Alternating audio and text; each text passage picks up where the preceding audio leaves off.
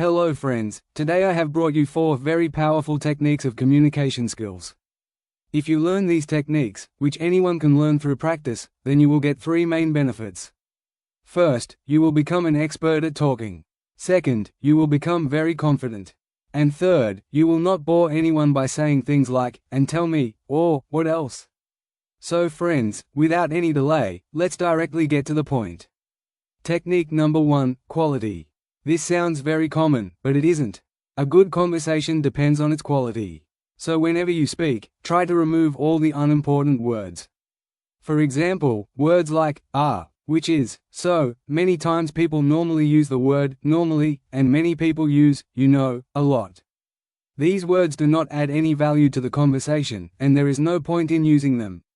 For example, listen carefully to this paragraph. What do you do on Sundays? Every Sunday morning, which is, I go to play cricket, normally I play cricket until the afternoon, then normally in the evening I go out with my family, Sunday is literally a lot of fun. Now compare this with this, what do you do on Sundays? I go to play cricket every Sunday morning and play cricket until the afternoon. Then in the evening I go out with my family. Sunday is literally a lot of fun. Did you notice? The second version is quite short, but the information conveyed is the same. In fact, the second version sounds more confident and sincere. There is still one problem in this. What is that problem? Let's see. Technique number 2. Technique number 2 is pauses. Instead of speaking continuously, you should speak while pausing a little. When you pause a little, it gives strength to what you are saying. Let's say the same sentence with some pauses. I go to play cricket every Sunday morning, and play cricket until afternoon. Then in the evening I go out with my family. Sunday is literally a lot of fun. So this is the difference. If you want to add strength to your message, then speak with pauses and pause at the right places. Technique number 3, statements. A common mistake that most people make is that they keep firing questions at the other person one after another, as if they are interviewing them. Don't do that. Because if you only ask questions and don't tell them anything about yourself, then it will become a one-sided conversation, and the other person will want to get rid of you as soon as possible. So instead of asking questions, use statements. I will tell you about 2 very useful statement techniques. The first is cold read statements.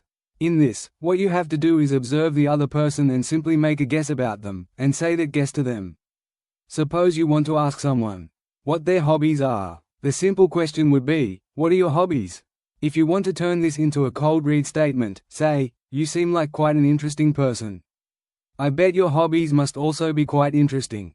If your guess is wrong, they will correct you. No, man, where am I interesting? I just sleep all day. Or they might ask you, why do you think I am interesting? But if you are right, then a strong rapport will develop between you two. And they will also ask you in surprise, I have interesting hobbies? How did you know? Astrologers also use cold read statements. They will look at your hand and say, son, you get angry quickly.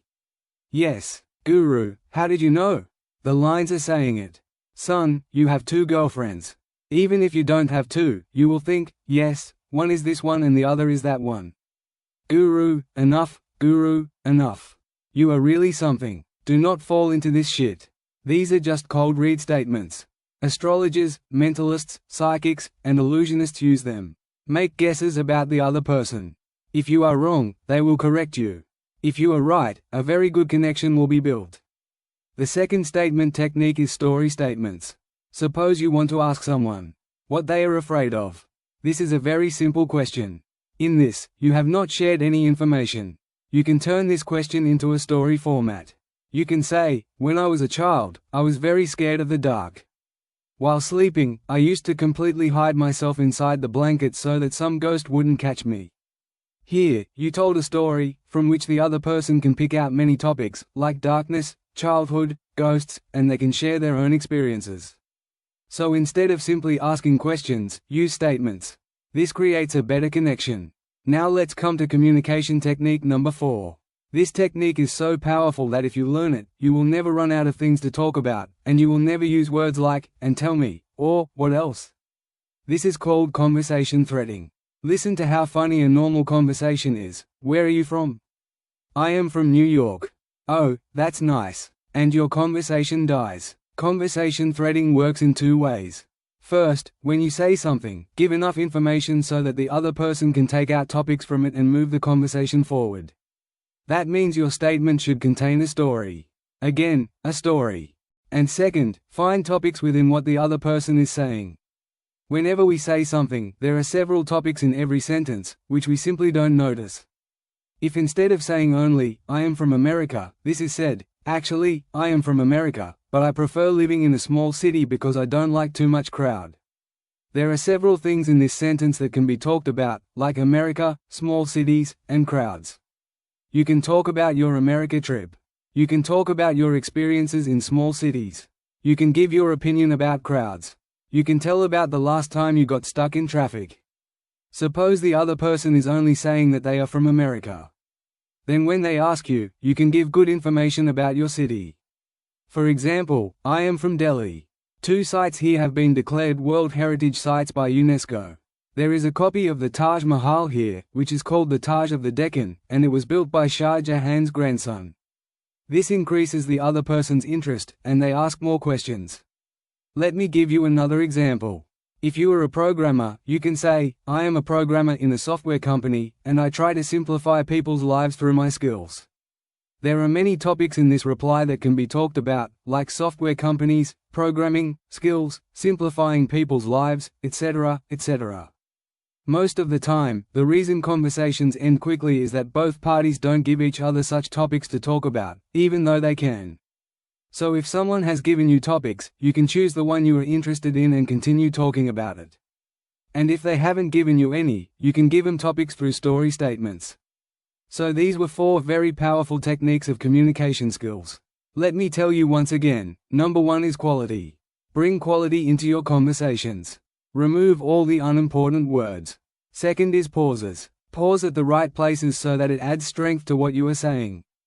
Third is statements. Instead of asking someone question after question, talk in statements so that they can openly talk to you and tell you something about themselves.